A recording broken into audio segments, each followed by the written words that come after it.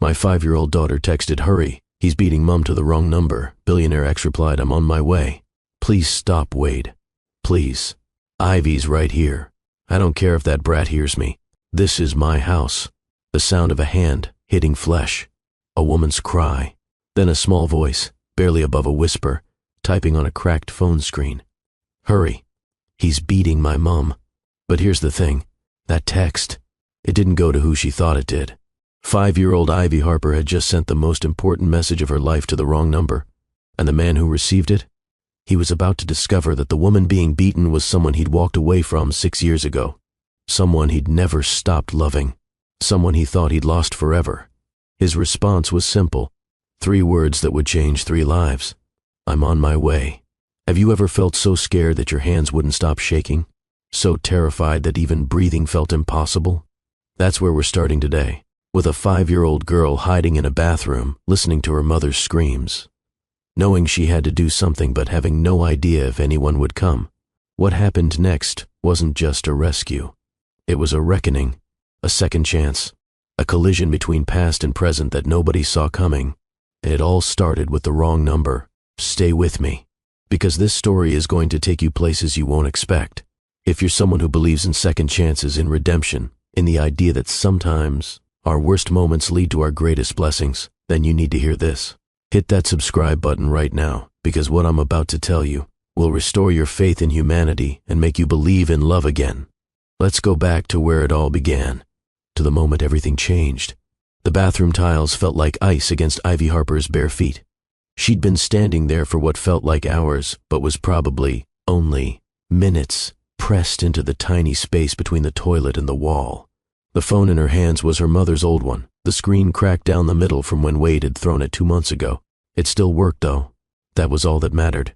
Outside the locked door, she could hear them. Mummy was crying. Wade was yelling. Things were breaking. This wasn't the first time. It had been happening for months now, ever since Wade moved in with them. At first, he'd been nice. He brought Ivy sweets and let her stay up late. But then he started getting angry, started yelling at Mummy, started breaking things. And then, about 3 months ago, he started hitting. Ivy had learned to recognize the signs. When Wade's voice got that certain tone, when his footsteps got heavy, when Mummy's voice got small and scared, that's when Ivy knew to hide. Tonight had been bad from the start. Wade came home angry about something at work. He'd been drinking. Ivy could smell it even from her bedroom. When Mummy asked him to keep his voice down because Ivy was sleeping, that's when it started. But Ivy wasn't sleeping. She was awake, listening, terrified. "Please, Wade, just stop. Brianna might hear." "I don't care what that brat hears." The sound of glass shattering made Ivy flinch. She grabbed the phone from where Mummy had left it on the bathroom counter earlier and locked the door as quietly as possible. She had to get help. Mummy always said if there was ever an emergency, text Auntie Harper. Auntie Harper would come. Auntie Harper would know what to do. But the problem was, Auntie Harper's number was written on a piece of paper stuck to the fridge with a magnet. And the fridge was in the kitchen. And to get to the kitchen, Ivy would have to walk right past the living room where Wade was hurting Mummy. She couldn't do that. So instead, Ivy opened the phone's messages with trembling fingers. She scrolled through, looking for Auntie Harper's name. She'd seen Mummy text her before. The number had to be here somewhere. There, a conversation from last week. The contact just said, "Harper." That had to be it. Ivy's reading wasn't perfect yet. She was only 5, still learning. But Mummy had been teaching her, and she knew enough. She knew the important words. Her fingers shook so badly she could barely type. She had to delete and restart 3 times. But finally, she managed it. "Please, help. He's beating my mom." "Hurry." She pressed send and waited, her heart pounding so loud she could hear it in her ears. Outside, things were getting worse. She heard Mummy scream, heard something heavy hit the wall, heard Wade's voice getting louder and meaner. Ivy typed again, tears streaming down her face. "Please come quick, I'm scared." Then, because Mummy had taught her that if you need help you have to tell people where you are, she added one more message. "Riverside Flats, Building 2, Number 9. The phone buzzed in her hand. Hope exploded in her small chest. Auntie Harper got the message. Auntie Harper was coming. But when Ivy looked at the screen, The words didn't make sense. Who is this? Ivy? That wasn't how Auntie Harper talked. Auntie Harper would have said something like, "On my way, baby girl," or "Hang on, sweetie." Ivy's stomach dropped. She'd sent it to the wrong number, wrong person, wrong everything. Fresh tears fell, hot and fast. She'd messed up. She'd made everything worse. But then the phone buzzed again. "Ivy, is this Faye's daughter? Are you safe? Where are you in the flat?" Faye. That was Mummy's name. This person knew Mummy. But who was it? Ivy didn't know what else to do, so she answered. "In the bathroom." The response came immediately, the words appearing almost faster than Ivy could read them. "Good girl. Lock the door. I'm calling police right now, and I'm coming. You're very brave. Stay hidden and quiet. Help is coming." Something about those words made Ivy feel a tiny bit less scared. Whoever this was, they sounded calm. They sounded like they knew what to do. They sounded like grown-ups were supposed to sound, not angry and scary like Wade. Ivy checked the door lock again, making sure it was secure. Another message appeared. "Police are 6 minutes away. I'm 10 minutes away. Don't come out until you hear police. Understand?"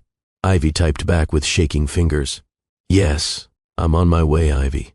Your mom is going to be okay. I promise." Ivy clutched the phone to her chest and prayed. She didn't know who this person was, didn't know why a stranger would help them. But right now, they were her only hope. She closed her eyes and tried to block out the sounds from the living room, tried to pretend she was somewhere else, somewhere safe, somewhere quiet. Then she heard Wade's voice, closer now, right outside the bathroom door. "Where's that kid?" "Ivy, get out here right now."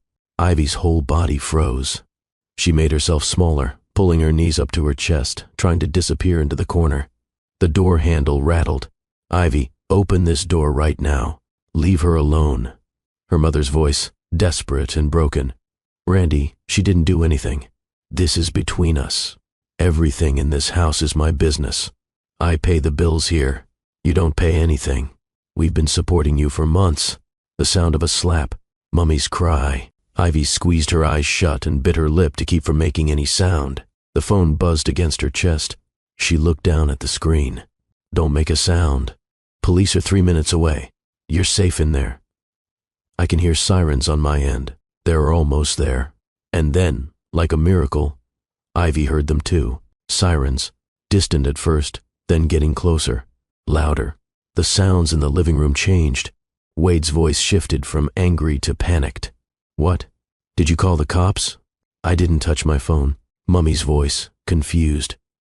"It's in the bathroom." Heavy footsteps running. The front door slamming open. More footsteps, but different. Organized. Purposeful. Then a voice Ivy didn't recognize, loud and authoritative. "Police. Everyone stay where you are." More voices, more footsteps. Instructions being given. Mummy crying, but different now. Not scared crying, relief crying. Ivy's phone buzzed. "Police are there. You can come out now. You're safe. I'm still coming. You saved your mom tonight, Ivy. You're a hero." With trembling hands, Ivy unlocked the bathroom door and opened it slowly. The first thing she saw was a police officer, a woman with kind eyes and a gentle smile. The officer knelt down immediately. "Hey there, sweetheart. Are you Ivy?" Ivy nodded. "You're safe now. We're here to help. Can you come with me?" But Ivy didn't want to go with the officer. She wanted Mummy. She pushed past the officer and ran into the living room. The scene was chaos. 3 police officers, Wade in handcuffs, shouting. Furniture overturned. Glass on the floor. And there, on the sofa, was Mummy. Her face was swollen. Her lip was bleeding. Her arm was cradled against her ribs. But when she saw Ivy, she opened her arms. Ivy ran straight into them, and Mummy held her tight despite the obvious pain it caused. "Baby. Oh, baby. It's okay. We're okay now." Ivy sobbed into her mother's shirt. "I'm sorry, Mummy. I texted the wrong number. I thought it was Auntie Harper, but it wasn't." Faye Harper pulled back slightly, confused. "What do you mean, sweetheart?" "I sent messages asking for help, but I sent them to the wrong person. Some man. He said his name was Dashiell. He said he's coming here." Faye's face went completely white. Her mouth opened, but no sound came out. She looked like she'd seen a ghost. What did you say? His name is Dashiell. He said he called the police. He said he's coming. One of the officers, a man with gray hair and a kind face, spoke up. Ma'am, can you confirm? The 999 call came from a Dashiell Thorne.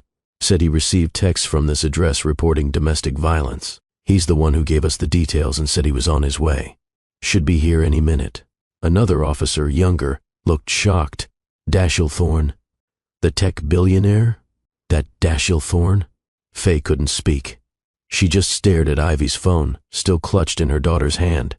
Across the city, Dashiell Thorne was driving faster than he'd ever driven in his life. His hands gripped the steering wheel so tightly his knuckles had gone white. His heart hammered against his ribs like it was trying to escape his chest. Faye.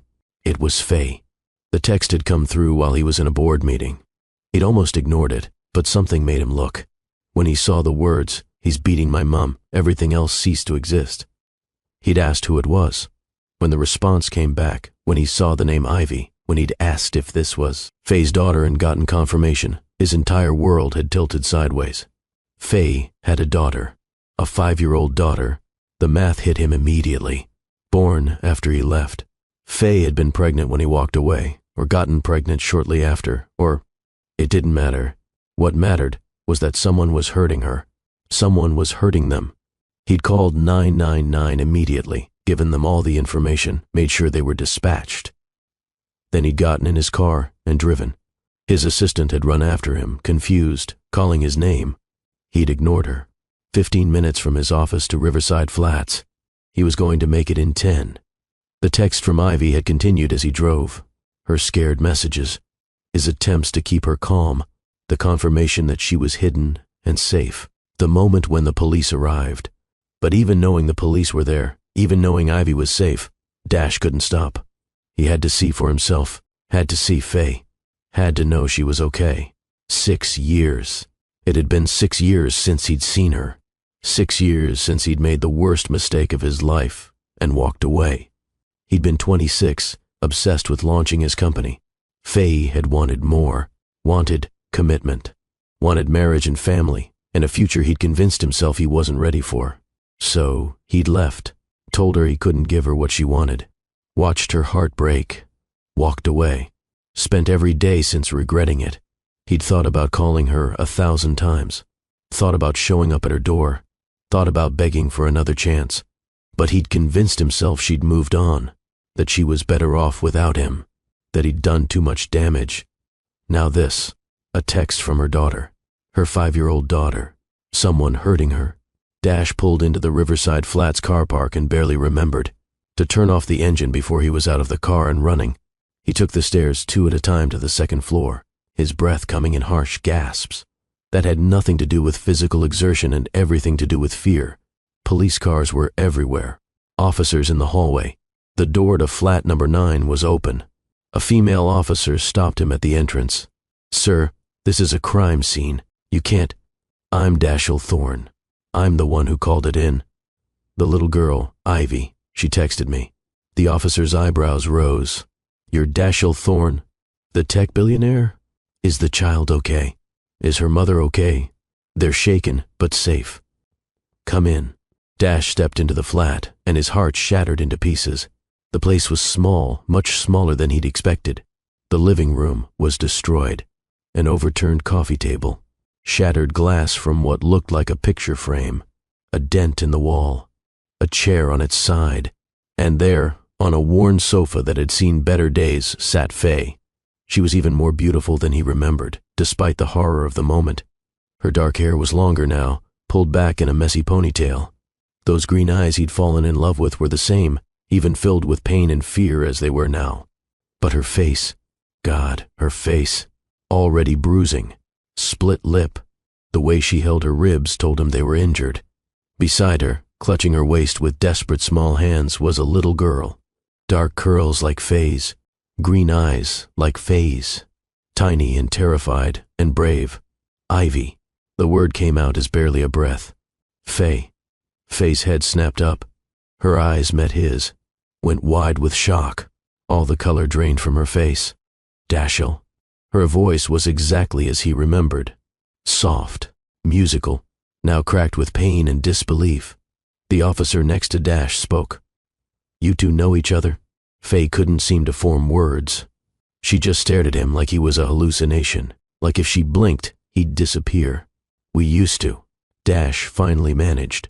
"A long time ago." He crossed the room slowly, carefully, aware that he was a stranger to Ivy and that Faye was injured and traumatized. He didn't want to add to her fear. When he reached the sofa, he knelt down so he was at eye level with the little girl. "You must be Ivy." "I'm Dashel. But you can call me Dash. You're the bravest person I've ever met." Ivy studied him with solemn green eyes so much like her mother's it made his chest ache. "You came. You really came." "Of course I came." "You asked for help." That took real courage.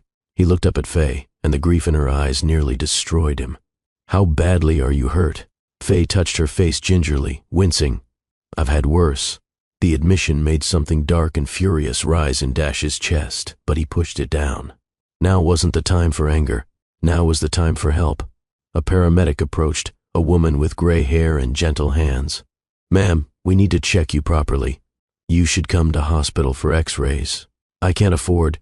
"I'll cover it." Dash interrupted, his voice firm but gentle. "All of it. Medical bills, everything. Please, Faye. Let them make sure you're okay." Faye stared at him, clearly torn between pride and necessity. He could see the war happening behind her eyes. The same pride that had always made her so determined to handle everything herself. The same independence he'd both loved and been intimidated by. But then she looked at Ivy, still clinging to her, and something in her face shifted. "Okay. Thank you." The paramedics began their examination. 2 cracked ribs, they determined. Possible concussion. Significant bruising. Lacerations. They wanted her at hospital for proper assessment. Meanwhile, the detective in charge, an older man who introduced himself as Detective Morrison, explained what would happen next. "Miss Harper, the perpetrator, Wade Brennan, is being taken into custody. He'll be charged with assault and domestic battery. There will be a bail hearing tomorrow. We'll need your statement, but it can wait until after you've been medically cleared." "What about Ivy?"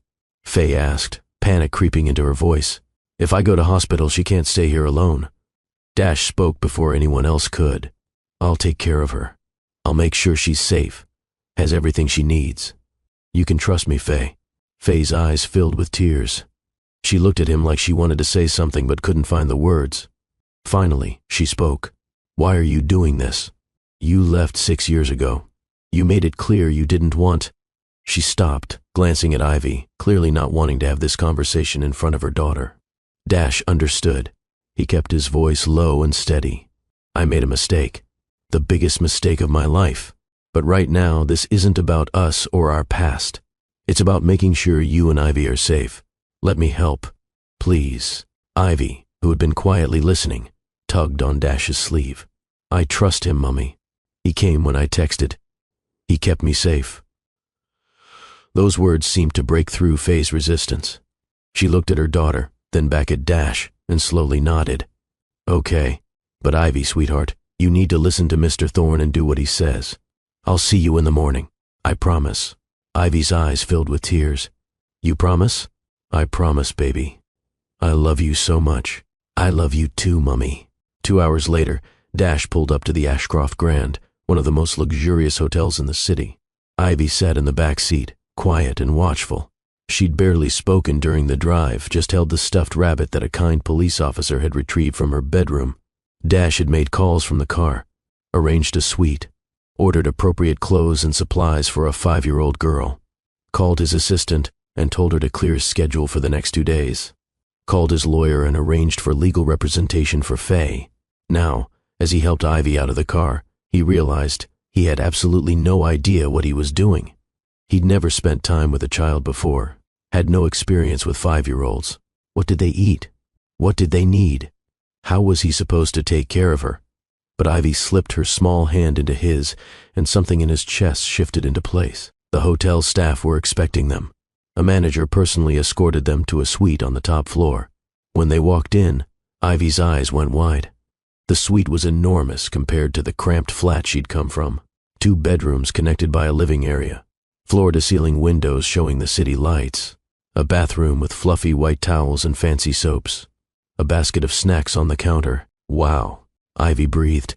You can stay in that bedroom there. Dash pointed to the room on the left. I'll be right next door in the connecting room. See this door? I'll keep my side unlocked. If you need anything at all, you just call out and I'll hear you. Okay? Okay. Are you hungry? Ivy nodded shyly. Dash picked up the room service menu, then realized she probably couldn't read it well enough yet. What do you like to eat? Chips and chicken nuggets, Ivy said quietly, but only if it's not too much trouble. Dash felt something crack in his chest. This tiny girl, after everything she'd been through tonight, was worried about being too much trouble. It's no trouble at all. Chips and chicken nuggets coming right up. What about to drink? Apple juice? Perfect. Dash ordered food for both of them, adding a burger for himself even though he wasn't sure he could eat. While they waited, he showed Ivy how to work the television, finding a children's channel with cartoons. The food arrived quickly. Ivy ate slowly, carefully, like she was trying to make it last, or like she was used to not knowing when the next meal might come. When she'd finished, Dash found a soft pajama set that his assistant had arranged to be delivered. He showed Ivy how to change in the bathroom, how to brush her teeth with the new toothbrush, how to wash her face. When she came out, she looked impossibly small in the big fancy bathroom, her dark curls damp and her eyes tired. Mr. Dash? Yes, sweetheart. Why did you help us? When you got my text, you could have just ignored it. Dash sat down in the chair near her bed, keeping a respectful distance. This question deserved an honest answer. Your mummy and I used to be very good friends. A long time ago, before you were born. I cared about her a lot. Still do. And when I saw your text, when I realized you were scared and needed help, I knew I had to come. Because that's what you do when someone asks for help. You show up. Did you love my mummy? The question was so direct, so innocent, that it caught Dash off guard. Yes, I did. I do. Why did you leave? Dash took a breath. How did you explain adult mistakes to a 5-year-old? Sometimes grown-ups make bad choices. I thought I wasn't ready for the things your mummy wanted. I thought I needed to focus on work, so I left, and I've regretted it every single day since. Ivy absorbed this, her small face serious. Mummy talks about you sometimes. When she's sad, she says you were the one who got away. Dash felt like he'd been punched in the chest. She says that? Uh-huh. She says you were the best man she ever knew, but you had to leave. I did leave, and it was the worst mistake I ever made. Maybe you can stay now. Ivy yawned, her eyes drooping. Mummy needs somebody good. Wade was bad. She needs someone good. You're right. Now, you need sleep. It's been a very long, very hard night. You were so brave, Ivy. Your mummy is so lucky to have you. Dash tucked her in, making sure the blankets were snug around her. He left a nightlight on and kept the connecting door open a crack.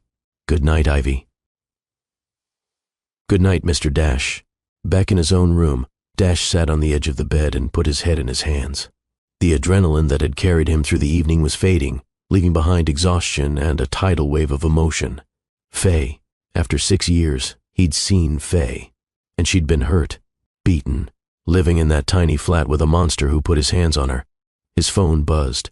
A text from the hospital liaison he'd hired to stay with Faye.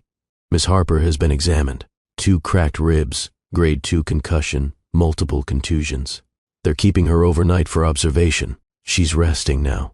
Dash texted back his thanks, then pulled up a new message to Faye's number, which he'd gotten from Ivy's text thread. Ivy is safe and settled. She ate well and is sleeping now. She's remarkable, just like her mother. Get some rest. I'll bring her to see you first thing tomorrow. He didn't expect a response. It was late, and she was injured and exhausted. But a few minutes later, his phone lit up. Thank you doesn't seem like enough. You saved our lives tonight. Dash's fingers hovered over the keyboard. There was so much he wanted to say. 6 years' worth of apologies and explanations and confessions. But now wasn't the time.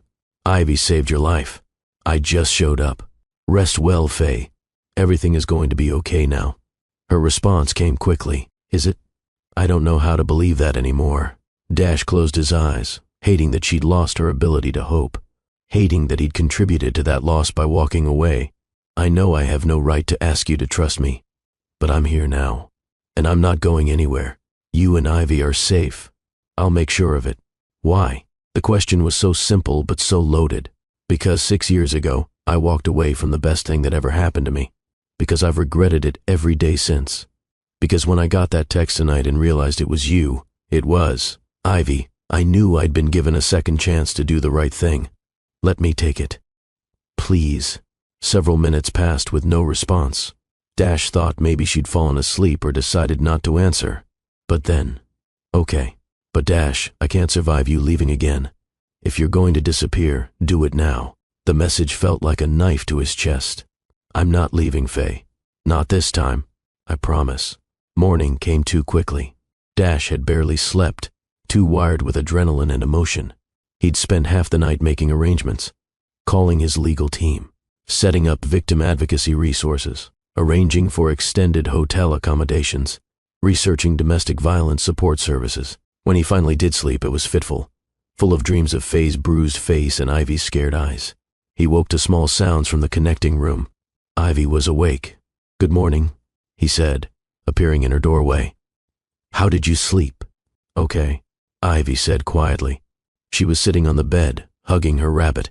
Is Mummy okay? She's okay. The doctors took good care of her. We're going to see her this morning after breakfast. Ivy's face lit up. Really? Really. But first, let's get you some food. What do you like for breakfast? Pancakes? Pancakes it is. Over breakfast, Ivy slowly started to open up. She told him about her school, about her best friend Rosie, about how she liked to draw. She asked him questions too. What did he do for work? Did he have a dog? What was his favorite color? It was so normal, so innocent, that Dash found himself relaxing slightly. This wasn't as terrifying as he'd thought. Ivy was just a little person.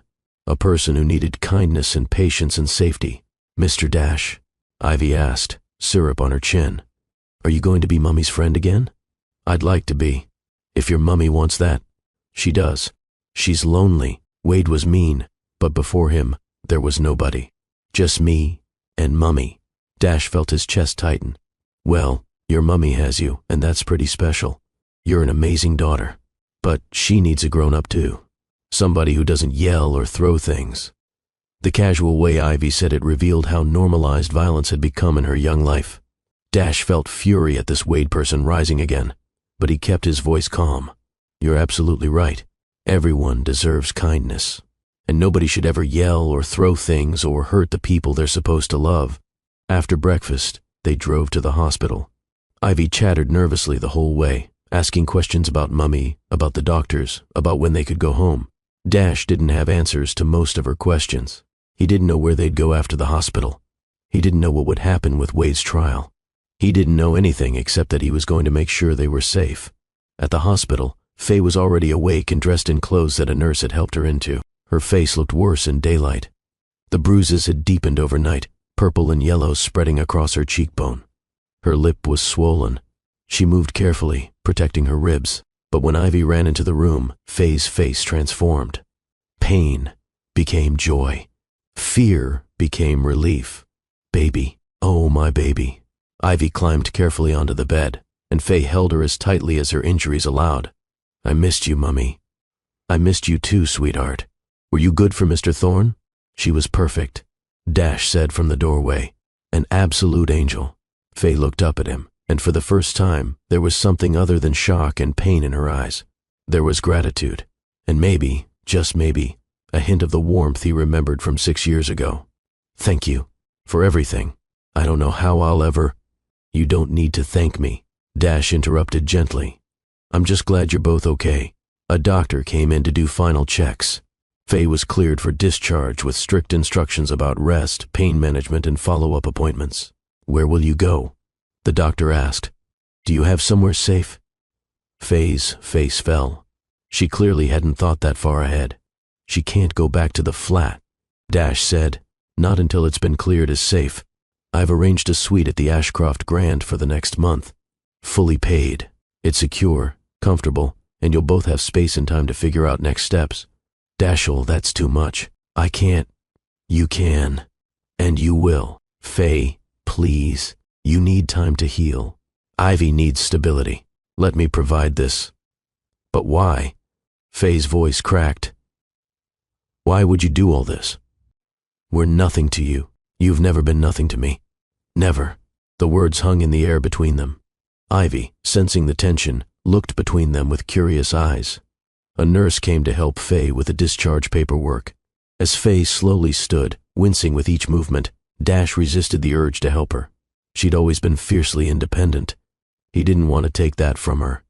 But Ivy slipped her hand into his, and he realized that maybe he was already becoming part of this little family, whether he'd planned it or not. The hotel suite felt like a palace to Faye. She'd grown up in a modest home, lived in budget flats her entire adult life. This kind of luxury was foreign, uncomfortable in some ways, but Ivy's delight made it worth it. The little girl ran from room to room, exclaiming over everything. The big television, the soft towels, the view of the city from the windows. Dash had arranged for everything they might need: clothes in Faye's size, toys and books for Ivy, groceries stocking the kitchenette, toiletries, everything. I don't know what to say. Faye managed, lowering herself carefully onto the sofa. This is all so much. It's enough, Dash said quietly. You don't have to say anything. Just rest. Heal. Let yourself feel safe. Safe. The word felt foreign. Faye couldn't remember the last time she'd felt truly safe. There's something else I've arranged, Dash continued. My lawyer, Jennifer Rodriguez, specializes in domestic violence cases. She's willing to take your case pro bono. She'll help with the restraining order, the criminal proceedings, everything. She's expecting your call whenever you're ready. Faye felt tears building. You don't have to do all this. I want to. But why? The question that kept coming up. The question Faye desperately needed answered. Dash glanced at Ivy, who was now absorbed in a coloring book on the floor. He lowered his voice.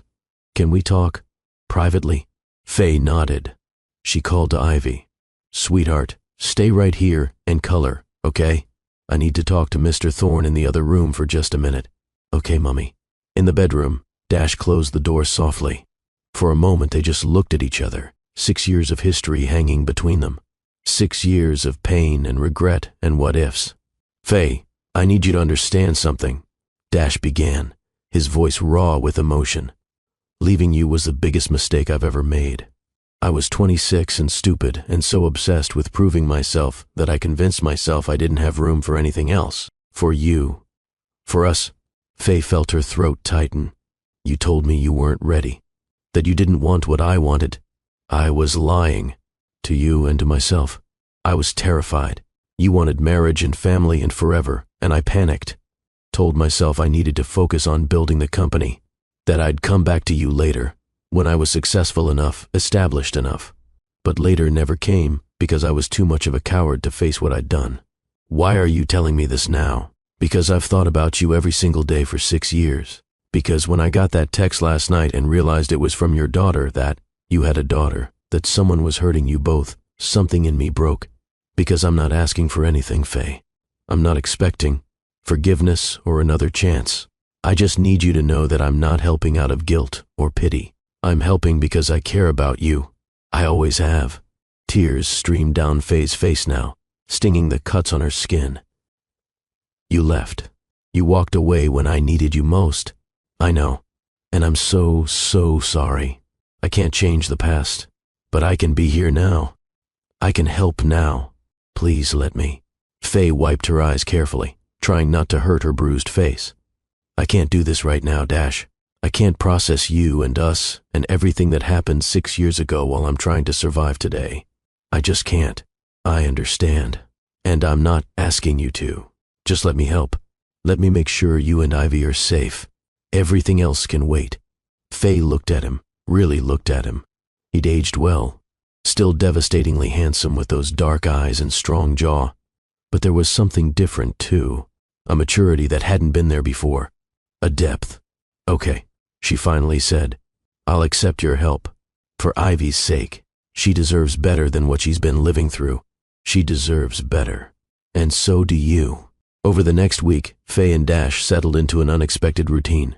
Dash would stop by every morning to check on them. Sometimes he'd bring breakfast. Sometimes he'd sit with Ivy while Faye showered or rested. Sometimes he'd just make sure they had everything they needed. He never pushed for more, never demanded attention or gratitude. He was just there, steady, reliable, present in a way Wade had never been, in a way Dash himself hadn't been 6 years ago. Faye met with Jennifer Rodriguez, the lawyer Dash had arranged.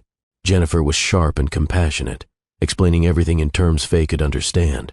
Wade had been charged with multiple counts of assault and domestic battery. His bail had been set high. He was being held pending trial. A restraining order was filed and approved. Wade was forbidden from coming within 500 feet of Faye or Ivy. For the first time in months, Faye could breathe. But breathing also meant feeling, and feeling meant confronting everything she'd been pushing down. The fear, the shame, the rage at herself for letting it get so bad, the guilt over what Ivy had witnessed. She started therapy, working with a counselor who specialized in trauma. The sessions were brutal, having to recount everything, having to admit how long she'd stayed, having to face the reality of her choices. "Mummy's been sad," Ivy whispered to Dash one afternoon when Faye was napping. "She cries a lot. Your mummy has been through something really hard," Dash explained gently. "Sometimes when hard things happen, we need to cry to let the sadness out. It's okay to be sad. It means she's healing. When will she be happy again? I don't know, but we're going to help her get there. You and me. We're going to make sure she feels safe and loved until she can be happy again." Ivy nodded seriously, then climbed into Dash's lap. He froze for a moment, surprised, then slowly wrapped his arms around her small body. "You're nice, Mr. Dash. I'm glad Mummy knows you. I'm glad too." 2 weeks after the incident, Dash made another offer, one that terrified and tempted Faye in equal measure. They were sitting in the hotel suite living room, Ivy asleep in her bedroom, when Dash broached the subject. "My company, Thorn Technologies, is hiring for several positions. Customer service, administrative roles, junior management, full benefits, including health insurance. I wanted to let you know about the opportunities." Faye looked at him sharply. "You're offering me a job at your company? I'm telling you about openings. If you're interested, you'd interview like anyone else. No special treatment. The hiring managers don't know you have any connection to me." "Dashel, I haven't worked in over a year.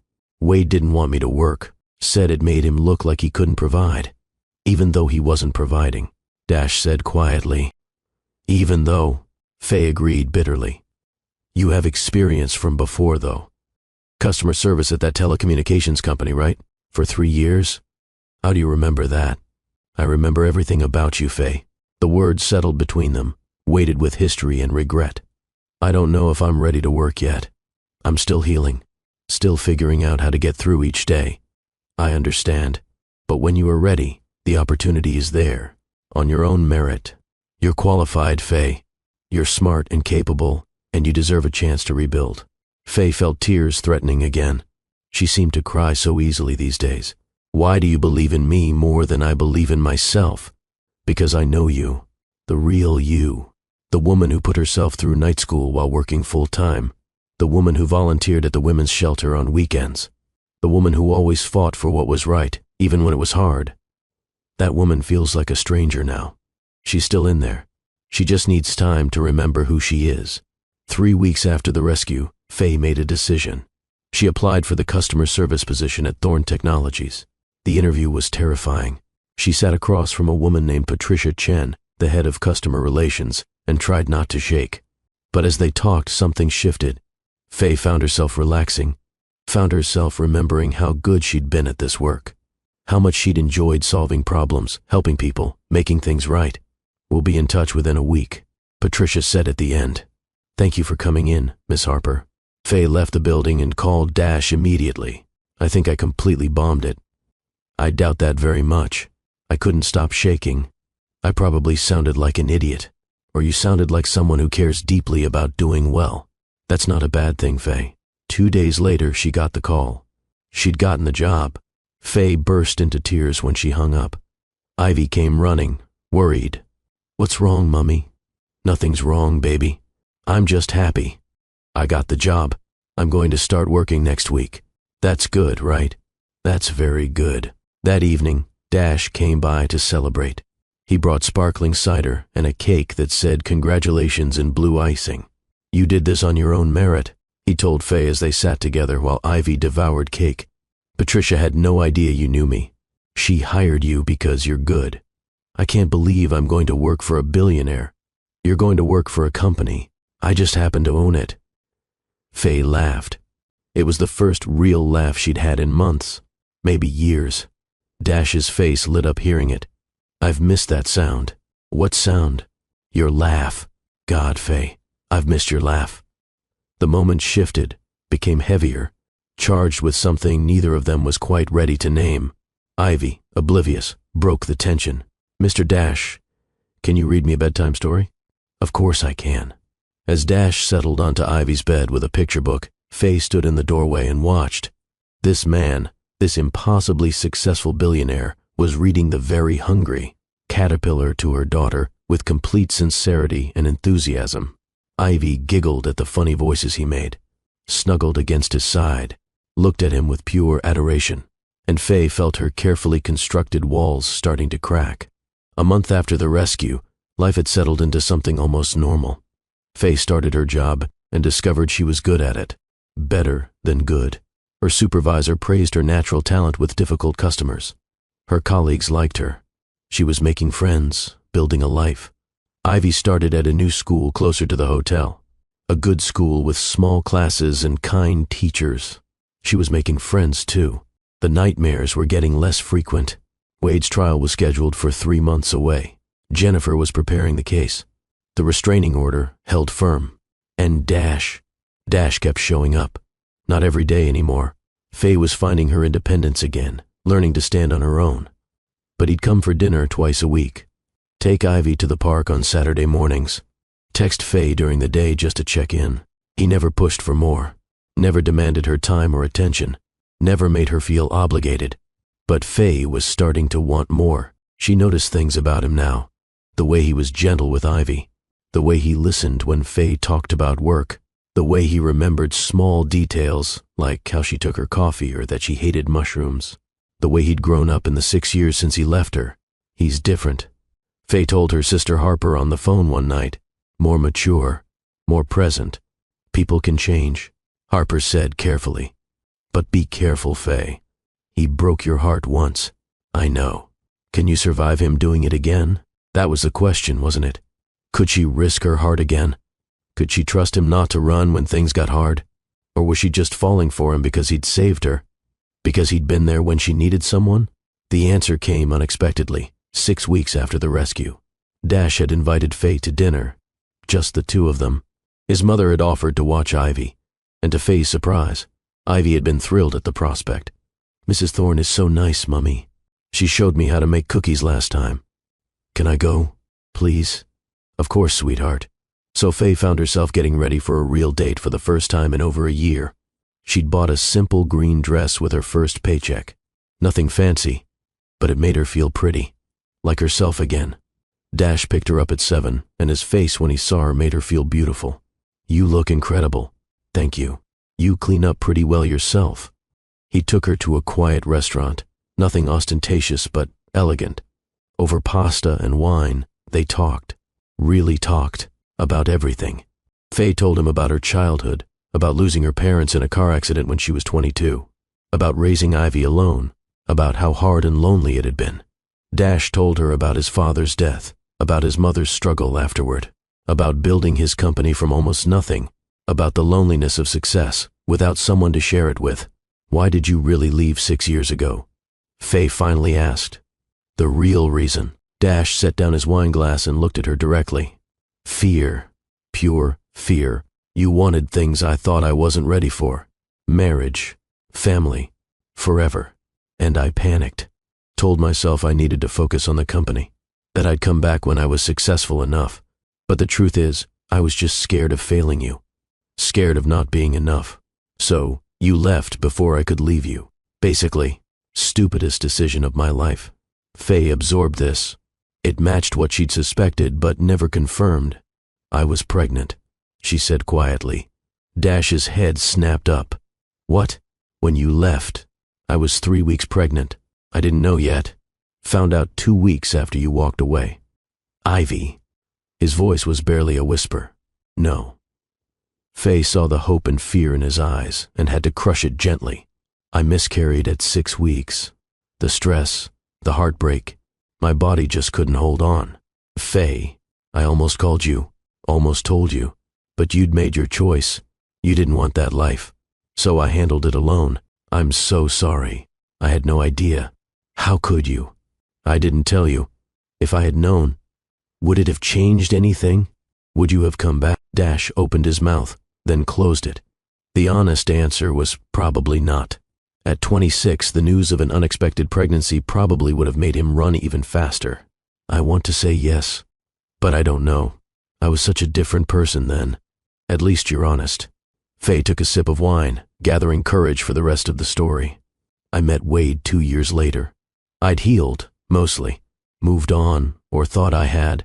He seemed nice, stable, safe, everything you weren't. And he wasn't. No, he wasn't. For the first few months, he was perfect. Then the cracks started showing. Control, jealousy, anger. By the time I realized what he really was, I was already trapped. No job, no savings, dependent on him for everything. How did you get pregnant with Ivy? I wanted a baby, wanted to be a mother. Wade agreed, said it would bring us closer. I thought maybe having a child would settle him down, make him better. But it made him worse, so much worse. The pregnancy was hard. It was horrible during it. After Ivy was born, I thought about leaving. But where would I go?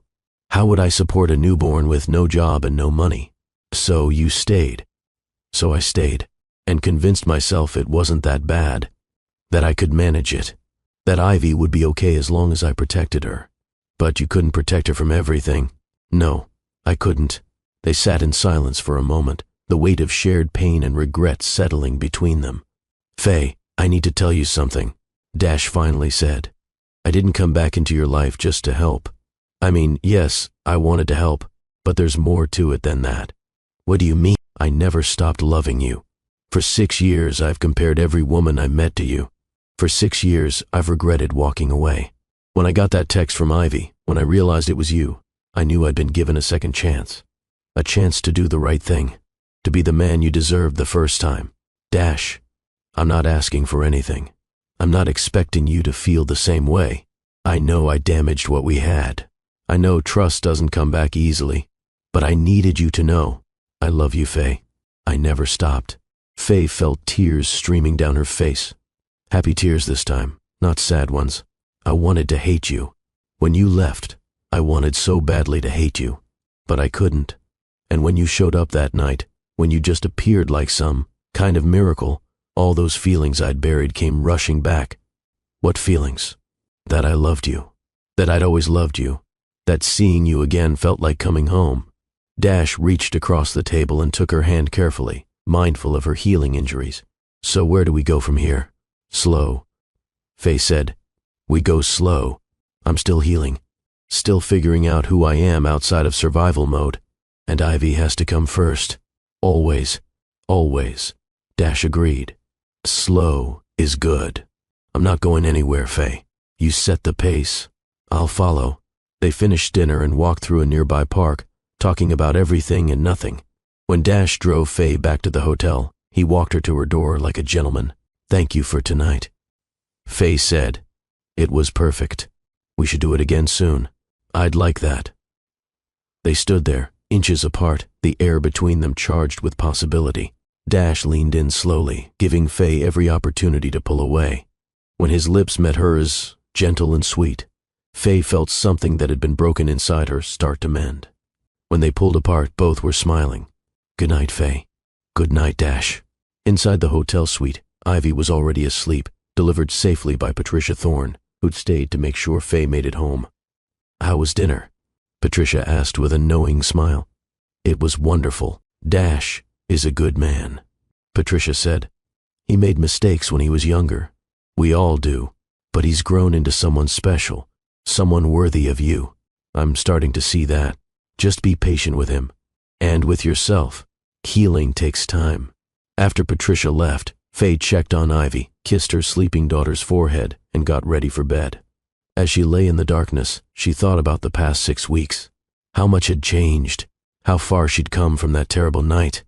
She'd gone from victim to survivor, from broken to healing, from hopeless to believing in possibility again. And Dash had been there for all of it, not as a savior, but as a partner, supporting her without smothering her, helping her without making her dependent. Maybe, just maybe, second chances were real. Maybe wrong numbers weren't always wrong.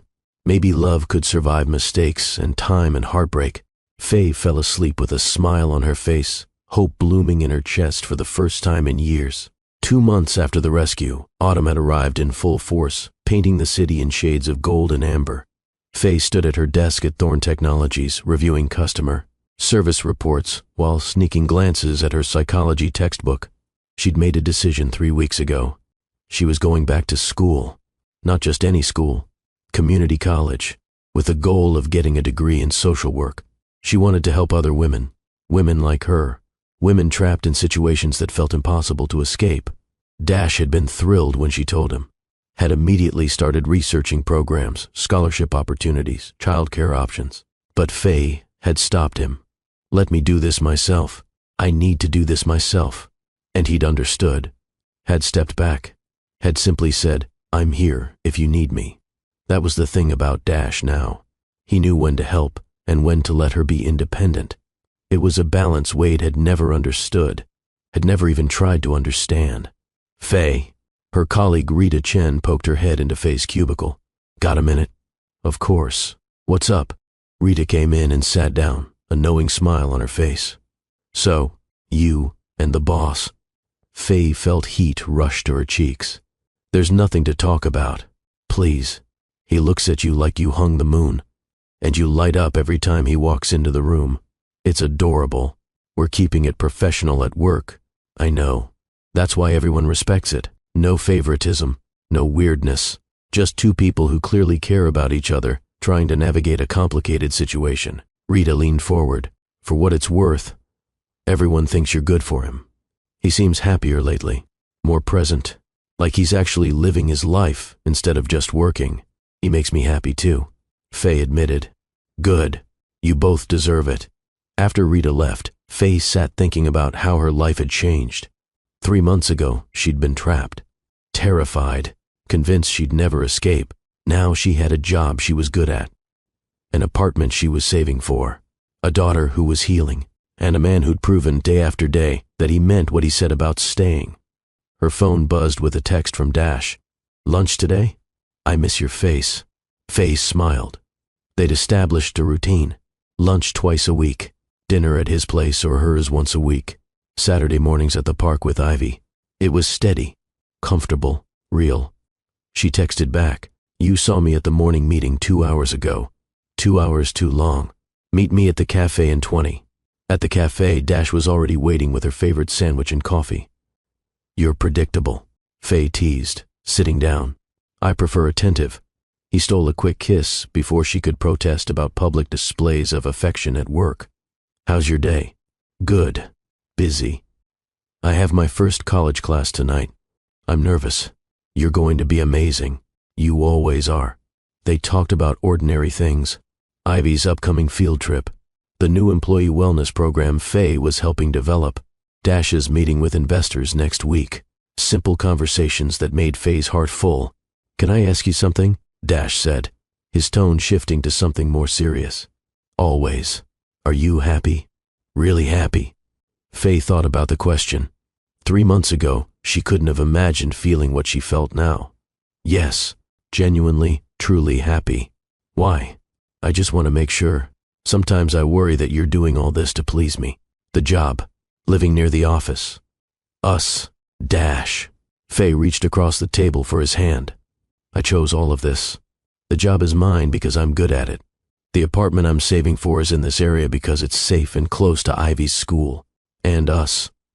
She paused, gathering courage.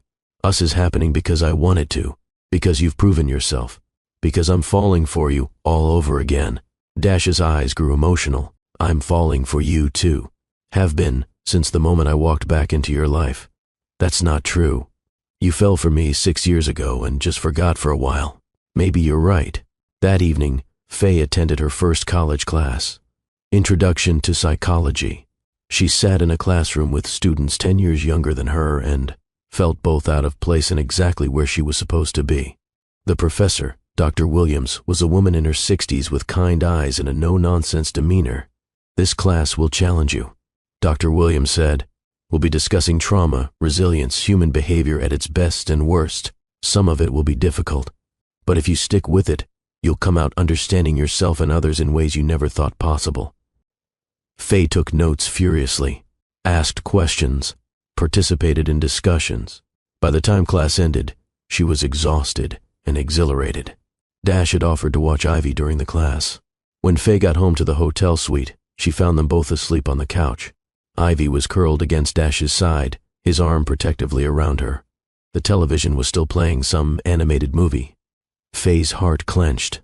This was what family looked like. She gently woke them. "Hey, class is over." Dash blinked awake, immediately checking on Ivy. "Sorry, we were watching a movie and I guess we both dozed off." "It's okay. It's perfect, actually." After Faye put Ivy to bed, she and Dash sat together on the couch, his arm around her shoulders. "How was class?" "Incredible. Hard, but incredible. I feel like I'm finally doing something that matters, something that could help people." "You already help people, Faye. Look at what you do at work. How many customers have you turned around? How many people have you made feel heard and valued?" "It's not the same. I want to do more. I want to help women like me, women who think they're trapped. Show them there's a way out. You will, and you'll be amazing at it." They sat in comfortable silence for a while, just being together. "Dash," Faye said softly, "I need to tell you something." "Okay. I'm scared. Of this. Of us. Of how much I'm starting to feel." "What are you feeling?" "That the first love you. That I'm falling back into what we had before. And I'm terrified you'll leave again. That something will happen and you'll decide it's too much." Dash turned to face her fully, taking both her hands. "Faye, look at me. I'm not leaving. I'm not that scared 26-year-old anymore. I've grown up. I've learned what matters. And what matters is you. You and Ivy. I'm not going anywhere. Promise me. I promise. On everything I have, everything I am. I promise." Faye kissed him then. Not gentle and tentative like before, but deep and real and full of all the feelings she'd been holding back. When they pulled apart, both were breathless. "I love you," Faye whispered. "I tried not to. Tried to protect myself. But I love you, Dashiell Thorne. I love you too. Have for 6 years. Will for the rest of my life." 3 months into their rekindled relationship, just as Faye was starting to believe that, maybe, just maybe, everything really would be okay, the world tilted sideways again. It was a Tuesday evening. Faye had just gotten home from class. Ivy was doing homework at the kitchen table. Everything was normal, peaceful. Then came the knock on the door. Faye checked the peephole. A delivery man stood outside, holding a small package. She opened the door with the chain still attached. "Delivery for Faye Harper." "I didn't order anything. It's been paid for. Just need your signature." Something felt wrong, but Faye couldn't identify what. She signed for the package and took it inside, closing and locking the door immediately. The box was small, plain, no return address. Just her name in printed letters. Faye opened it carefully, and her blood turned to ice. Inside was a photograph of her and Ivy, walking to school. From last week, someone had drawn red X marks across both their faces. Underneath was a note in handwriting she recognized immediately. "Did you think it was over? I'm coming back. You're mine, Faye. You'll always be mine. Wade." The box fell from Faye's shaking hands. Ivy looked up from her homework. "Mummy, what's wrong?" Faye couldn't speak, couldn't breathe, couldn't think. "Baby, go to your room. Right now. But now." "Ivy." Something in Faye's voice made Ivy obey without argument. She grabbed her schoolwork and hurried to her bedroom. Faye grabbed her phone with trembling hands and called Dash. He answered on the first ring. "Faye, what's wrong?" "Wade." She could barely get the words out. "He sent me something. A picture of me and Ivy, with threats. He knows where we live, Dash. He knows." Dash's voice immediately changed. became sharp and focused. Lock all your doors and windows right now. I'm calling building security and the police. Stay on the line with me. Faye rushed through the suite, checking every lock, every window. Her hands shook so badly she could barely function. She could hear Dash making other calls, coordinating, mobilizing help. Police are on their way. Dash said, I'm leaving the office now. I'll be there in 15 minutes. Faye, breathe. You're safe right now. Building security is being alerted. They have Wade's photo flagged. If he's anywhere near you, they'll see him. How is he out? He's supposed to be in jail. I don't know, but we're going to find out. Stay away from windows. Keep Ivy in her room. I'm 10 minutes away. 8 minutes later, sirens filled the parking lot.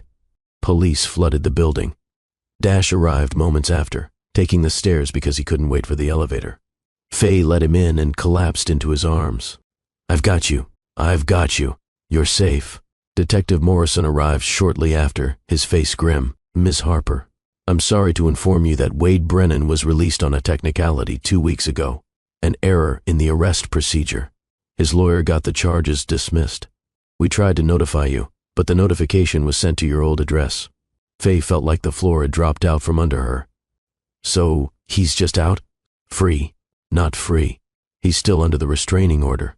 Sending this package violates that order. We'll arrest him for it. But first we need to find him. He can't find us.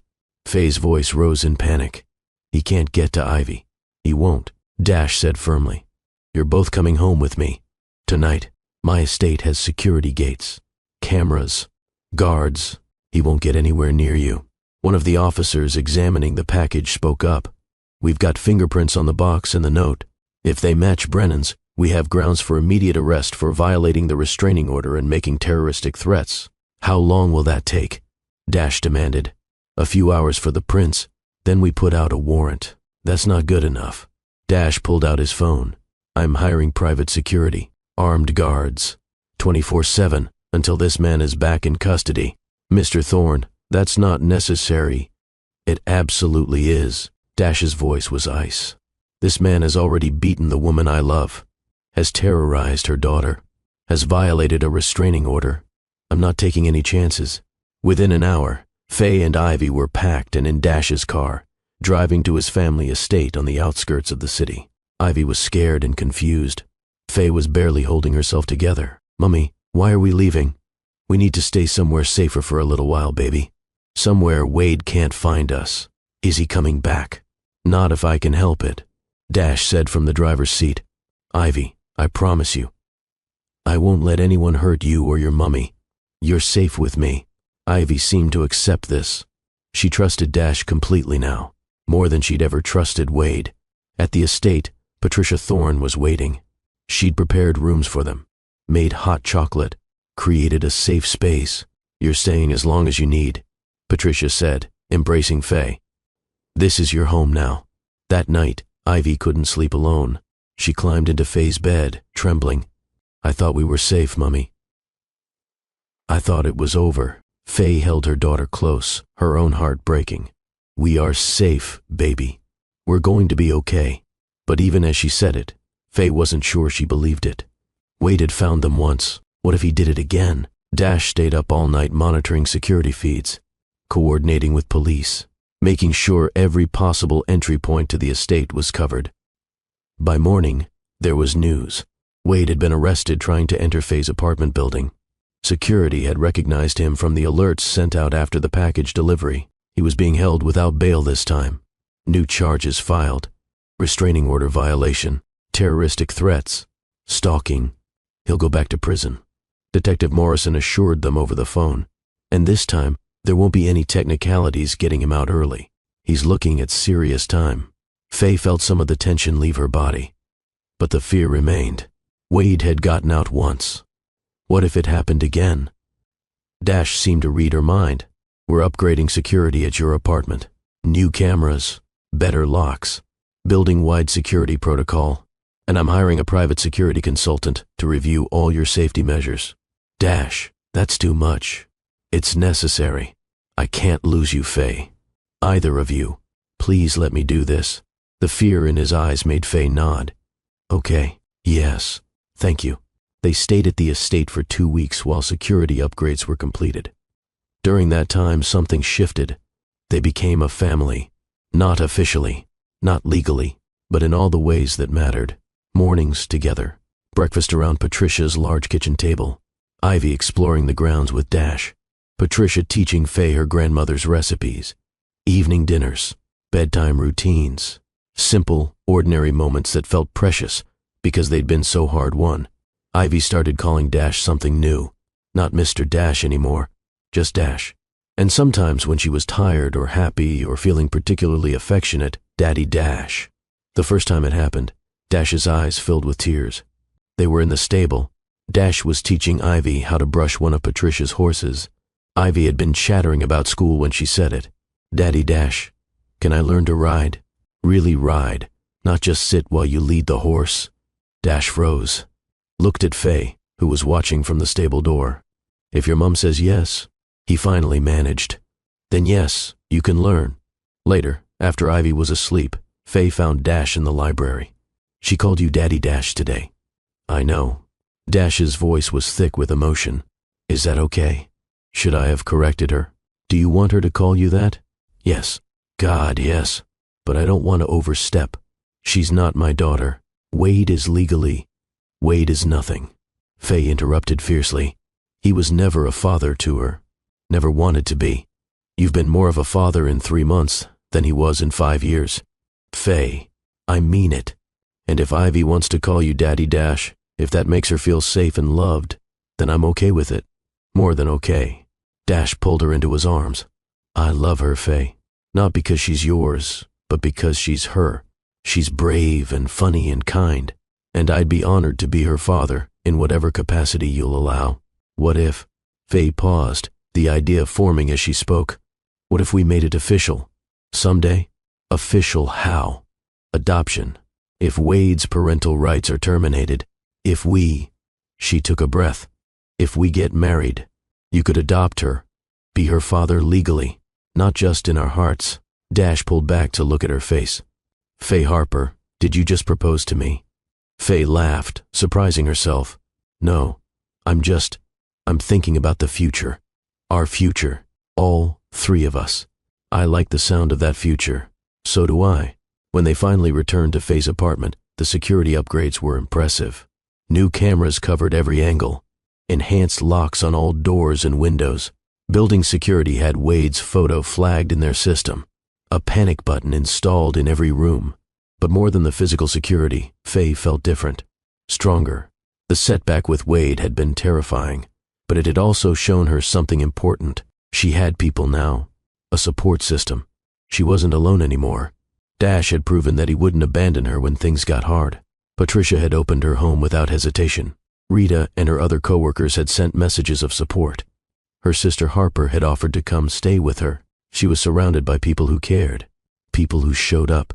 That realization was more powerful than any security system. 4 months after the rescue, on a crisp December morning, Faye sat in a courtroom waiting for Wade's sentencing hearing. Dash sat beside her, holding her hand. Jennifer Rodriguez sat on her other side, prepared and professional. Wade was brought in wearing an orange jumpsuit. He looked smaller somehow, diminished.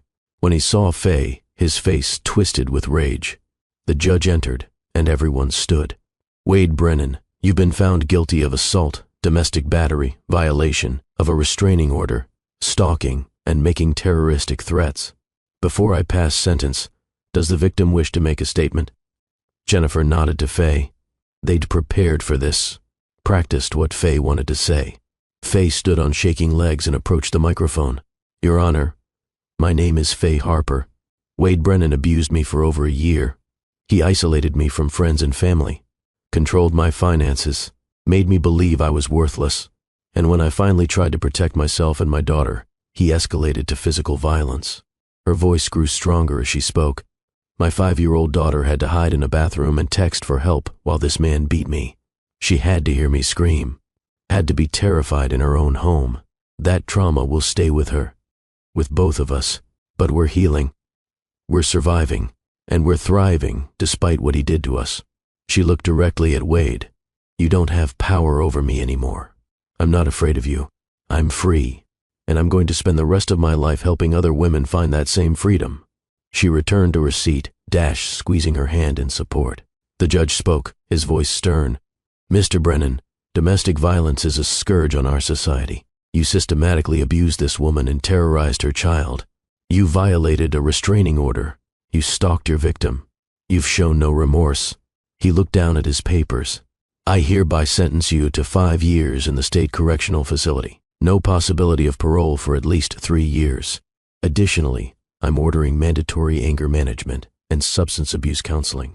Upon release, you'll have a lifetime restraining order preventing any contact with Miss Harper or her daughter. He brought down his gavel. Bailiff, remove the defendant. As Wade was led away, he shouted back at Faye. This isn't over. You'll never be rid of me. But Faye didn't flinch, didn't look away, just watched him go with calm certainty. It was over, really, truly over. Outside the courthouse, Faye breathed in cold December air and felt lighter than she had in years. How do you feel? Dash asked. Free. I feel free. That evening, Dash took Faye and Ivy to dinner at his mother's house. Patricia had prepared a feast to celebrate the sentencing. Harper, Faye's sister, was there too. And Rita, from work, a small group of people who'd become family. After dinner, while Ivy played with Patricia's cat, Dash pulled Faye aside. I have something for you. He handed her a small wrapped box. Inside was a delicate necklace with a star pendant. The star represents hope, Dash explained. You brought hope back into my life, Faye. You and Ivy. You taught me what really matters. Faye turned the pendant over and found tiny engraved words. To new beginnings. Tears filled her eyes. It's perfect. Thank you. Dash fastened it around her neck. You're perfect. And I know the timing might not be ideal, but I need you to know something. I'm all in, Faye. Completely. I want a future with you. Marriage. Family. Everything. When you're ready. No pressure. I just need you to know where my heart is. Faye kissed him softly. I'm all in too, and I think I'm almost ready. Almost. Take all the time you need. I'm not going anywhere. Christmas arrived with snow and joy, and a sense of peace Faye had never experienced. Dash had invited them to spend the holiday at the estate. Christmas morning found them all around Patricia's enormous tree. Ivy tore through presents with appropriate 6-year-old enthusiasm. Dash had gotten her a professional art set. She loved to draw, and he'd noticed. The gift was thoughtful, perfect. For Faye, he'd arranged something even more special, a full scholarship to the community college, tuition, books, supplies, even childcare coverage for Ivy during Faye's classes. Dash, this is too much, Faye protested, tears streaming down her face. It's not. You said you wanted to finish college and get a degree in social work. This makes that possible. You can start full-time in January if you want, or stay part-time, whatever works for you. Faye couldn't speak, could only wrap her arms around him and hold on tight. But Dash had one more surprise. After all the other gifts were opened, he pulled out an envelope and handed it to Ivy. This one's for you, sweetheart, but it's pretty important. Maybe your mom should help you read it. Ivy tore open the envelope and pulled out what looked like legal documents. Her reading was better now, but these were complicated words. Faye took the papers and read them. Her heart stopped. Adoption petition for Ivy Marie Harper. Petitioner, Dashiell James Thorne. What is it, Mummy? Ivy. Faye's voice shook. Dash wants to adopt you. He wants to be your daddy. Officially and legally. Ivy's eyes went wide. She looked at Dash. Really? Dash knelt down to her level. Only if you want me to, Ivy. This is your choice. No pressure. But I would be honored to be your father, to take care of you and your mom, to be a family together. Ivy didn't hesitate. She launched herself into Dash's arms. Yes, yes, I want you to be my daddy, my real daddy forever. Dash held her close, his own eyes wet with tears. Then I'll be the best father I can be. I promise. Patricia was crying. Harper was crying. Faye was definitely crying. But these were happy tears, healing tears, the kind that washed away old pain and made room for new joy. I know we haven't talked about this, Dash said, looking at Faye over Ivy's head. But I love her like she's already mine. And with Wade's rights likely to be terminated due to his incarceration, I wanted to make my intentions clear. When you're ready, if you're ready, I want to be Ivy's father. Officially. Yes. Faye managed through her tears. Yes. 1,000 times yes. The rest of Christmas Day passed in a blur of happiness. Patricia declared it the best Christmas ever.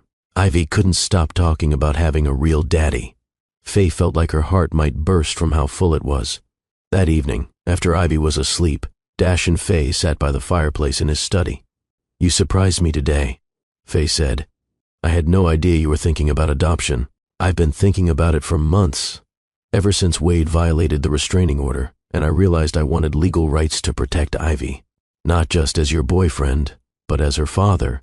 And beyond the legal protection, I just love her, Faye. She's mine in every way that matters. She loves you too, has for months. You're already her father in her heart. I want to do right by both of you. I want to be the man you both deserve. You already are." Dash took her hand. "There's something else I want to talk about, something I've been thinking about for a while. Okay, move in with me, both of you, not just for visits or for safety. Permanently, make the estate your home." Faye had known this was coming. They'd been dancing around it for weeks. "That's a big step. I know, but we're already a family, Faye. Why keep living separately? Ivy could have her own room. You'd have space and privacy. We'd all be together, where we belong." "What about people talking? Your business associates, company employees. Let them talk. I don't care. I love you. I want a life with you. Anyone who has a problem with that isn't important to me." Faye thought about her apartment, the first place that had been truly hers. But then she thought about the estate, the space, the security, the family feeling. Most importantly, she thought about waking up every day with Dash, building a life together, giving Ivy the stable family she deserved. "I want that too," she said. "But can we do it slowly? Move things in gradually so Ivy can adjust? Whatever pace you need. I'm not going anywhere." They sealed the decision with a kiss, long and deep and full of promise. "If you're still with me on this journey, I need you to do something. Drop a comment below and tell me, would you trust Dash if you were Faye? Would you take the risk of loving him again? Your engagement helps this message reach more people who need to hear it. And please, hit that like button. It tells me this story matters to you." 6 months after the rescue, Faye and Ivy officially moved into the Thorne estate. Ivy's room was decorated in her favorite colors, purple and yellow. She had a reading nook, a desk for homework, shelves for her growing book collection, her own bathroom with a tub big enough for epic bubble baths. "This is the best room ever," Ivy declared, spinning in circles. "I'm glad you like it, sweetheart." That night, after Ivy was tucked into her new bed, Faye and Dash stood in their shared bedroom. Their bedroom. Together. "This feels surreal," Faye admitted. "6 months ago, I was hiding in a hotel suite. Now I'm here, with you, in this beautiful home. It's your home too now. Ours. Ours." Faye tested the word. "I like the sound of that." Over the following months, they settled into domestic life. Morning coffee together before Ivy woke up. Breakfast as a family. School drop-offs and pickups. Work. Dinner together every night. Homework help. Bedtime stories. Weekend adventures. It was normal. Beautifully, perfectly normal. Faye continued her college classes and discovered she had a real talent for psychology and counseling.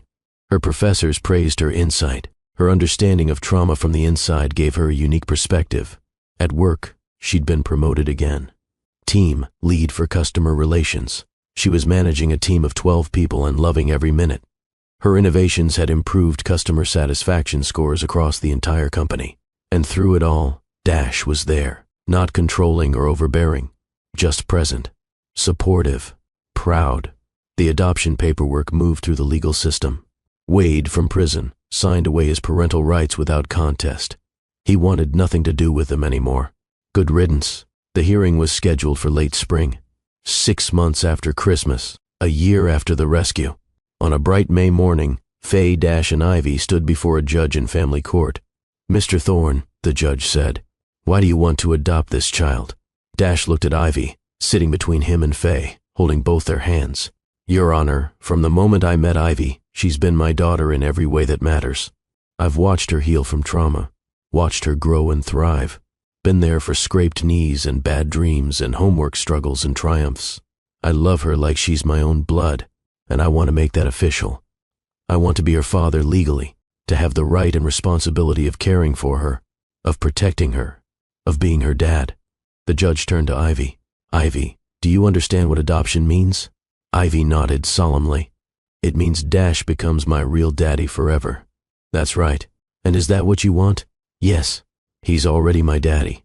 He came when I texted for help. He kept me and Mummy safe. He loves us.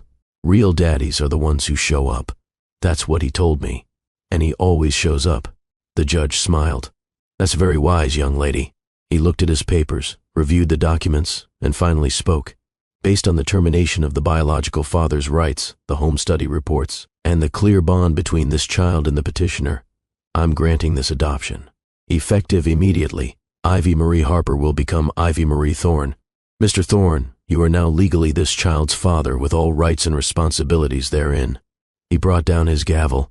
Congratulations to your family. Ivy threw herself at Dash. You're my real daddy now. Forever. Forever, sweetheart. I promise. Outside the courthouse, they took family photos. Patricia had come to witness. So had Harper and Rita, a small celebration of their newly legal family. That evening, Dash made dinner while Faye helped Ivy with homework. When they sat down to eat, Dash raised his glass of wine.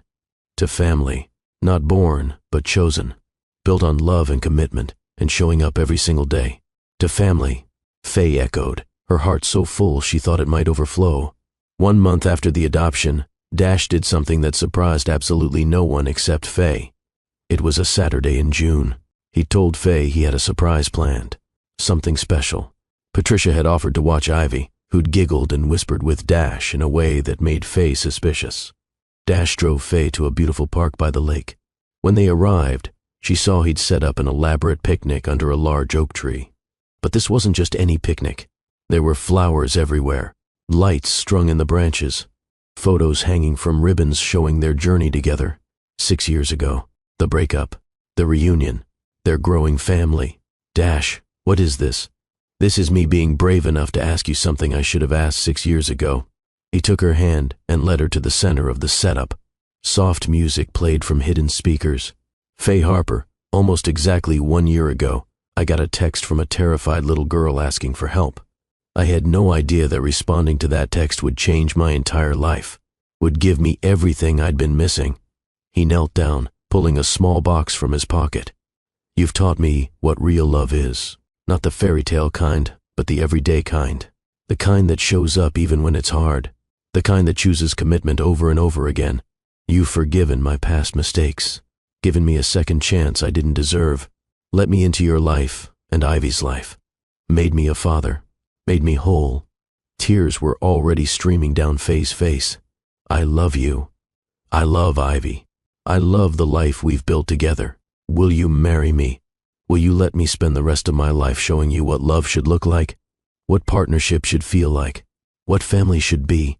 Yes, Faye managed through her tears. Yes, absolutely yes. Dash stood and slipped the ring on her finger.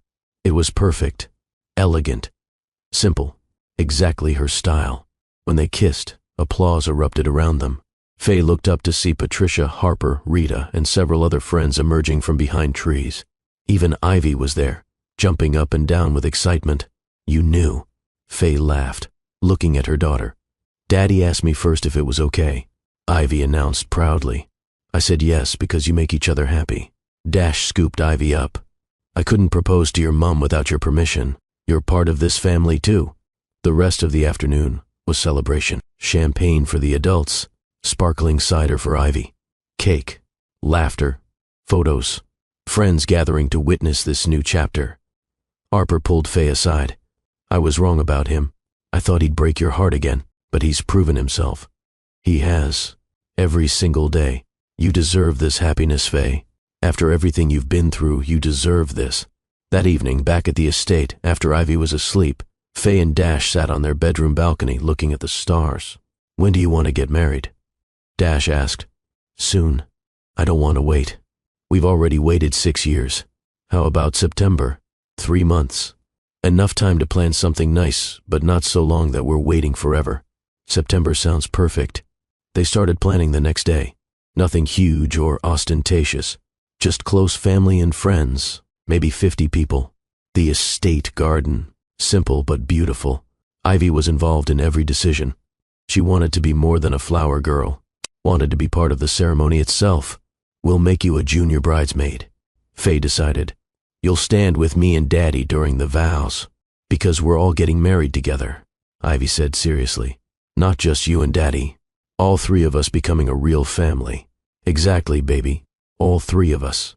The summer passed in a blur of wedding planning, work, college classes, and family time.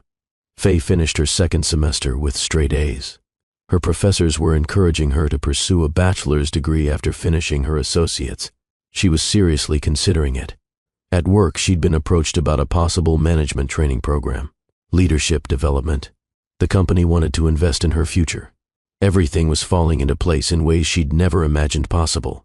September arrived with perfect weather, clear skies, comfortable temperatures.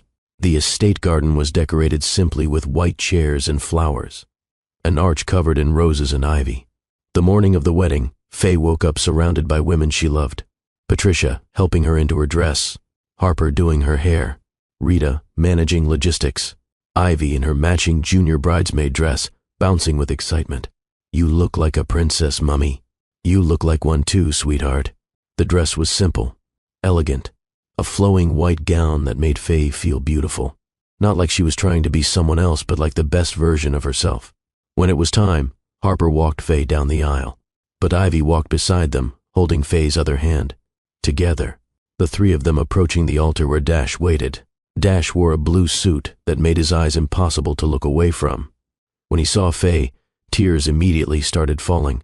You're the most beautiful thing I've ever seen. The ceremony was brief but meaningful. They'd written their own vows. Dash spoke first. Faye, you taught me what real strength looks like. Not the absence of fear, but the courage to keep going despite it. You showed me what real love is. The kind that's built on respect and partnership and daily choice.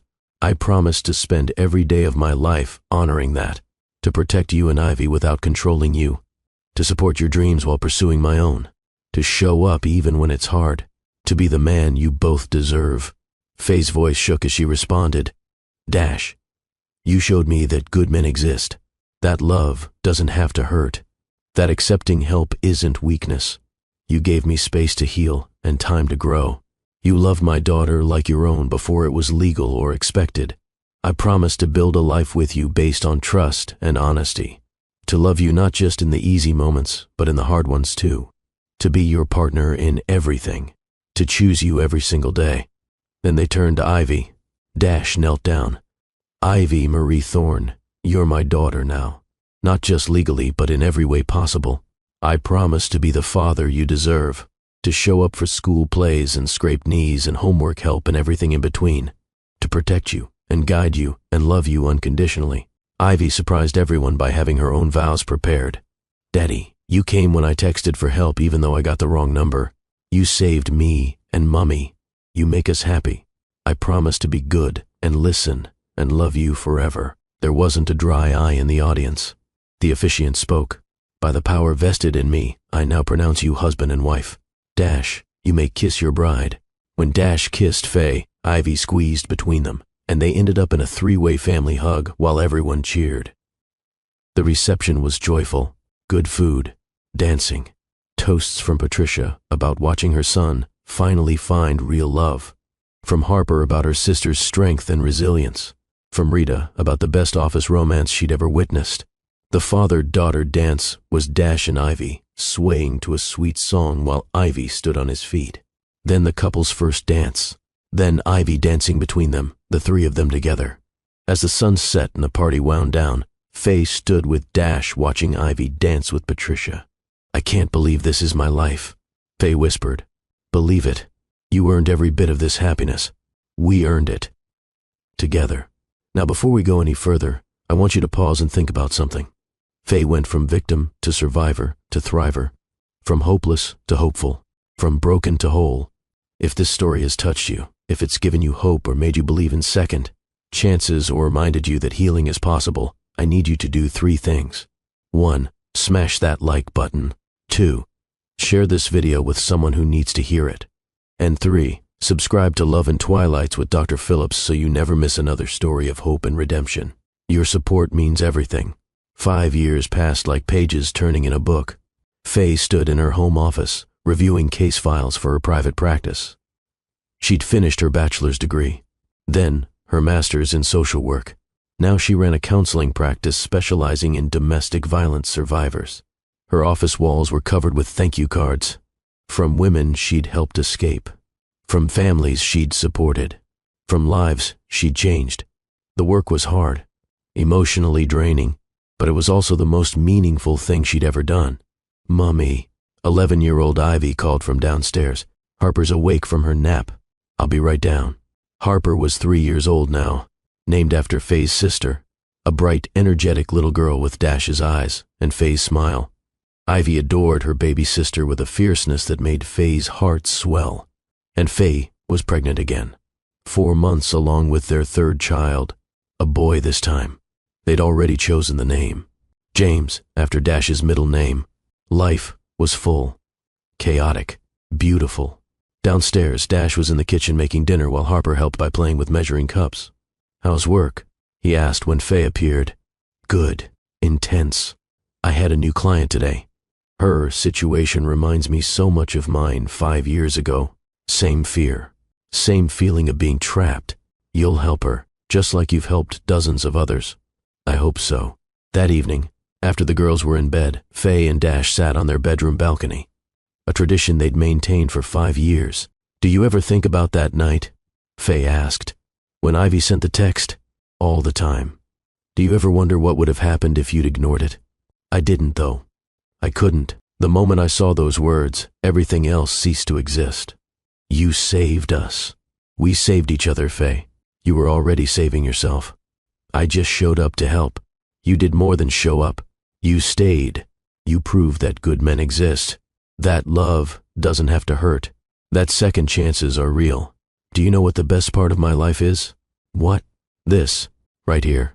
These quiet moments with you, watching our daughters grow, building this life together. All the success, all the money, all the achievements, they mean nothing compared to this."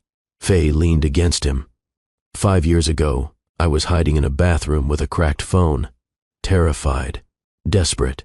I sent a text to what I thought was the wrong number, but it was exactly the right number. It was. The universe knew what it was doing, or maybe it was just luck. Either way, I'm grateful. Me too.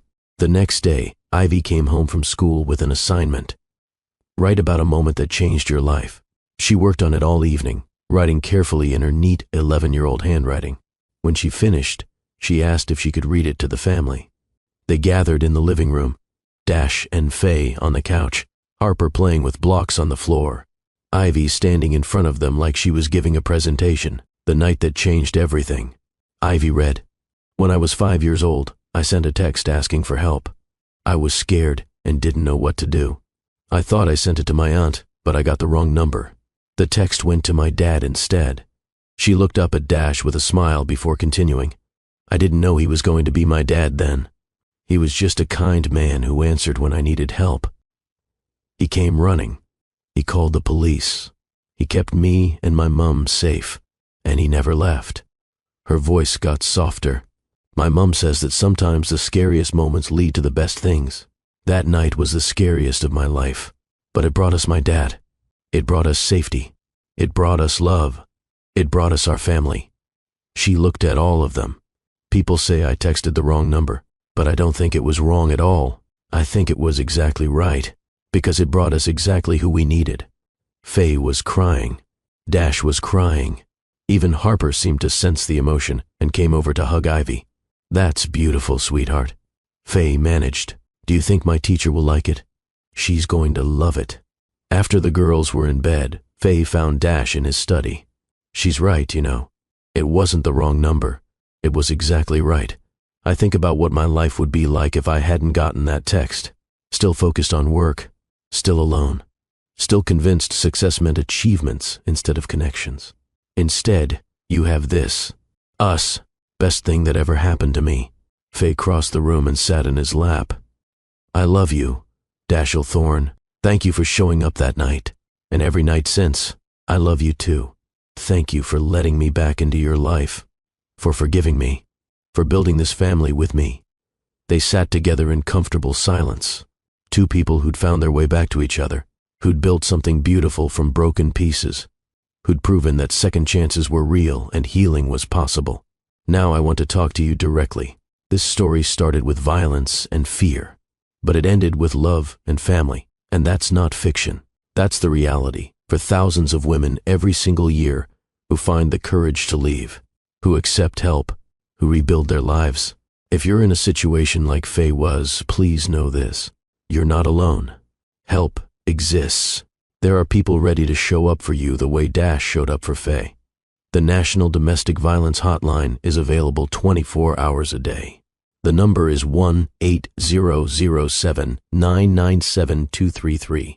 That's 1-8007-99-SAFE. You deserve safety. You deserve respect. You deserve love that doesn't hurt. And you deserve a chance to rebuild your life on your own terms. For those of you who aren't in that situation but know someone who is, be like Dash. Show up. Offer help without judgment. Believe them. Support them. Your response to someone's cry for help could literally save their life. This story also teaches us about second chances. Dash made a mistake 6 years before the story began. He left when he should have stayed. But he grew. He matured. And when given another chance, he proved himself through consistent action. Not just words. Action. That's the key to real change. Not promising to be different, but actually showing up differently day after day after day. That's what Dash did. That's what Faye needed to see. And that's what rebuilt trust. But let's talk about Ivy for a moment. This 5-year-old girl showed more courage than many adults ever will. She was scared, but she still acted. She didn't know if anyone would come, but she asked for help anyway. She texted what she thought was the wrong number, and it turned out to be exactly right. Sometimes our biggest mistakes lead to our greatest blessings. Sometimes the thing we think is wrong is actually perfectly right. Sometimes the universe conspires to give us exactly what we need exactly when we need it. And that brings me to the central message of this story. Hope. No matter how dark your situation feels right now, there is hope. Faye thought she was trapped forever. She thought there was no way out. She thought her life would always be defined by fear and survival. But look at where she ended up. Running her own practice. Helping other women. Happily married to a man who cherishes her. Mother to 3 beautiful children. Living a life beyond what she ever imagined possible. That transformation didn't happen overnight. It took time. It took therapy. It took hard work and painful growth and facing difficult truths. But it happened. Healing happened. Joy happened. Love happened. And it can happen for you too. Whatever you're facing right now, whatever darkness you're walking through, whatever pain you're carrying, there is hope. There is help. There is a future waiting for you that's brighter than you can imagine. You just have to be brave enough to ask for help. Brave enough to accept it when it comes. Brave enough to believe you deserve better. Brave enough to do the hard work of healing. Faye was that brave. Ivy was that brave. And you can be too. Let's talk about what we can learn from each character. From Ivy, we learn that courage isn't the absence of fear. It's acting despite the fear. She was terrified, but she still reached out. She didn't let fear paralyze her. She did something, and that something changed everything. From Faye, we learned that accepting help isn't weakness. For so long, Faye tried to handle everything alone. She was proud, independent, determined not to be a burden. But that pride was keeping her trapped. When she finally accepted help, when she finally let people support her, that's when real healing began. We also learned from Faye that your past doesn't define your future. She'd made mistakes, stayed too long with Wade, missed warning signs, made choices she regretted. But she didn't let those mistakes define the rest of her life. She learned from them, grew from them, used them to help others, turned her trauma into purpose. From Dash, we learned that people can genuinely change. Not everyone does. Not everyone will. But it is possible. Dash at 26 was immature, scared, focused on the wrong things. Dash at 32 had grown up, had learned what mattered, had become the kind of man who showed up and stayed. We learned that proving you've changed requires action, not just words. Dash didn't just say he was different. He showed it. Day after day, choice after choice. He respected boundaries, supported without controlling, helped without expecting anything in return. He earned trust back slowly and patiently. And from all of them together, we learn what real family looks like. It's not about biology. It's not about perfection. It's about showing up for each other, choosing each other daily, building something together brick by brick, supporting each other through hard times, celebrating each other in good times. Family is who loves you, who protects you, who shows up when you're hiding in a bathroom at 5 years old, terrified and desperate. Family is who stays when things get hard, who proves through action that you matter. Dash became Ivy's real father, not because of adoption papers, but because he acted like a father. He showed up. He cared. He loved her unconditionally. The legal adoption just made official what was already true in their hearts. And that's beautiful. That's the kind of family we should all be building, based on choice and commitment and love, not obligation or biology or tradition. Choice. So what's the final message here? What do I want you to take away from this story? First, if you're in danger, ask for help. It might feel scary. You might worry about being a burden or what people will think, but ask anyway. Text someone, call someone, reach out. You deserve safety. You deserve help. Second, if someone asks you for help, show up. Don't ignore the text. Don't assume someone else will handle it. You might be exactly who they need exactly when they need you. Be the Dash in someone's story. Third, healing is possible, no matter what you've been through, no matter how broken you feel, no matter how hopeless things seem. Healing is possible. It takes time. It takes work. It takes support. But it's possible. Fourth, second chances are real. If you've made mistakes, if you've hurt people, if you've been less than your best self, you can change. You can grow. You can become better. But it requires real change, consistent action, proving yourself over time, not just saying you're different, but actually being different. And finally, wrong numbers aren't always wrong. Sometimes what looks like a mistake is actually exactly right. Sometimes the detour is the path. Sometimes the thing you didn't plan for is exactly what you needed. Ivy thought she texted the wrong number, but it was the right number, the exact right number. The universe knew what it was doing. So trust the journey.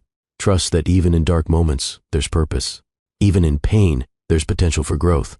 Even in fear, there's the possibility of courage. Your story isn't over. Faye's darkest night led to her brightest days. Your darkest night could too. Before I close, I want to ask you one more time. If this story moved you, if it gave you hope, if it made you believe in second chances or reminded you that help exists or inspired you to be the person who shows up, when someone asks for help, please engage with this video. Like it. Share it. Comment below. Tell me which part of the story hit you hardest. Tell me if you're Team Dash or if you think Faye should have been more cautious. Tell me about a time when you asked for help or a time when you were the help someone needed. Your engagement doesn't just help this video. It helps this message reach people who desperately need to hear it. Someone watching might be in Faye's situation right now. Someone might need to know there's hope. Your like, your share, your comment could be what gets this story in front of them. And subscribe to Love and Twilights with Dr. Phillips. We're building a community here, a community that believes in hope and healing and second chances, a community that shows up for each other. Join us. Remember, every sunset leads to a sunrise. Every ending is a beginning. Every dark night eventually gives way to dawn. And sometimes the wrong number is exactly, perfectly, miraculously right.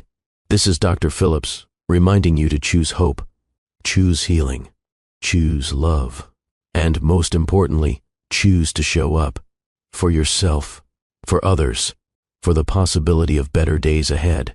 Until next time, keep believing in second chances, keep choosing courage, keep showing up.